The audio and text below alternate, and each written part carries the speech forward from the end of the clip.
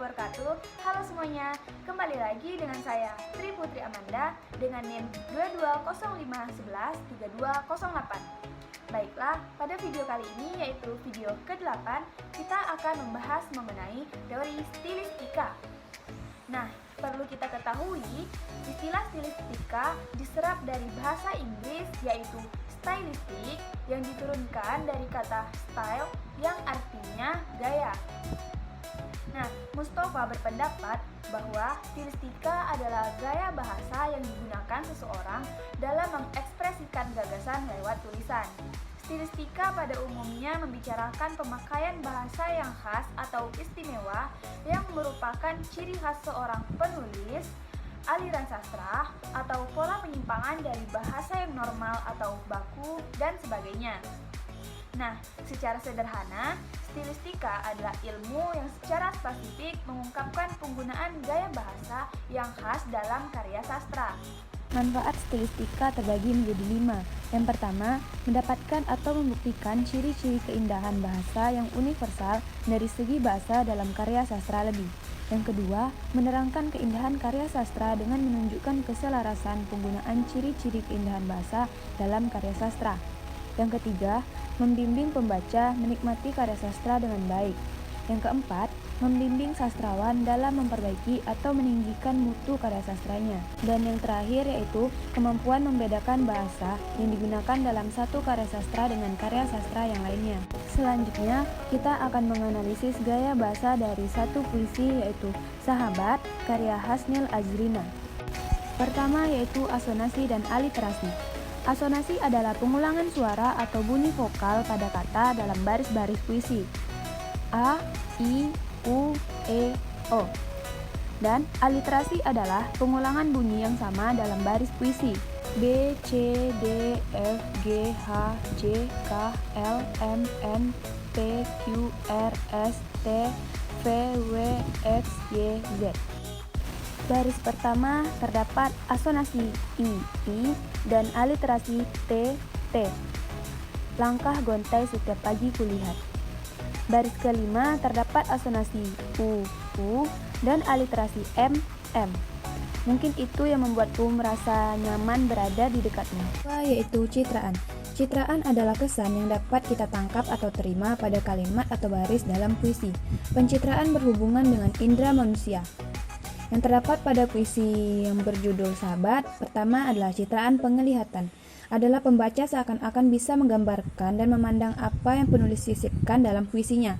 Terdapat pada baris, langkah gontai setiap pagi kulihat. Wajah teduh seperti air yang mengalir dengan damai. Selalu saja itu yang kulihat setiap pagiku. Yang kedua yaitu terdapat citraan perasaan. Adalah ekspresi rasa dari seorang sastrawan dari rasa gelisah atau rasa senang dan sebagainya. Terdapat di baris, mungkin itu yang membuatku nyaman berada di dekatmu. Tempat membagi suka dukaku. Yang ketiga yaitu citraan pendengaran. Adalah citraan yang ditimbulkan oleh pendengaran. Citraan pendengaran dihasilkan dengan menyebutkan atau menguraikan bunyi suara. Terdapat pada baris, suara kecil yang samar-samar terdengar. Selanjutnya yang ketiga yaitu diksi. Diksi ada pemilihan kata oleh pengarang dalam puisi, menggunakan makna kiasan dan kata yang rumit dengan tujuan untuk mendapatkan efek puitis atau nilai seni, sehingga pembaca sedikit kesulitan dalam memahami makna puisi.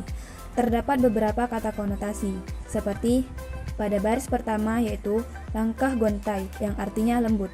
Baris kedua yaitu samar-samar yang artinya agak atau kurang.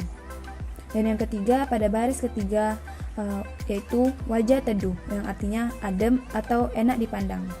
Keempat, majas. Majas adalah salah satu bentuk gaya bahasa untuk mendapatkan suasana dalam sebuah kalimat agar semakin hidup. Mudahnya bisa kita pahami bahwa majas itu bisa menjadi ungkapan yang bisa menghidupkan suatu kalimat.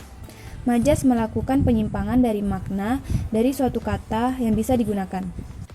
Pada puisi yang berjudul Sahabat, terdapat majas alegori, adalah majas yang menyatakan dengan ungkapan kiasan atau penggambaran. Terdapat pada baris ketiga, yaitu wajah teduh seperti air yang mengalir dengan damai. Selanjutnya, majas repetisi. merupakan majas pengulangan kata, frasa, atau klausa untuk mempertegas maksudnya.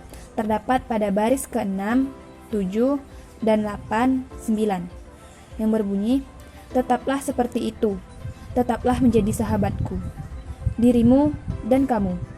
Lalu majas paralelisme adalah majas yang mengulang kata di setiap baris yang sama dalam satu bait di dalam penggunaan puisi. Anafora adalah pengulangan di bagian awal kalimat, terdapat pada baris 6 dan 7, yaitu tetaplah. Yang kelima, nada. Nada adalah sikap seorang penyair dalam puisinya sehingga efeknya terasa oleh pembaca.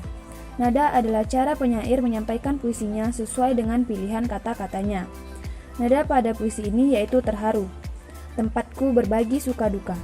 Secara tersirat, makna bahwa sang penulis sangat terharu karena mempunyai seorang teman yang mau mendengarkan semua keluh kesahnya. Dan yang terakhir yaitu perasaan. Perasaan atau feeling adalah sikap penyair terhadap objek yang dibicarakan atau diungkapkan dalam puisi. Waktu menulis puisi, suasana perasaan penyair bisa ikut diekspresikan agar dapat dihayati oleh pembaca. Pada puisi ini terdapat perasaan bahagia dan setia kawan, karena dia mendapatkan seorang teman yang baik yang selalu ada saat dia susah maupun senang, dan dia menginginkan agar temannya itu tidak pernah berubah. Nah, sekian pembahasan mengenai teori stilistika. Semoga bermanfaat bagi kita semua. Dan sampai jumpa di video selanjutnya. Bye-bye. Wassalamualaikum warahmatullahi wabarakatuh.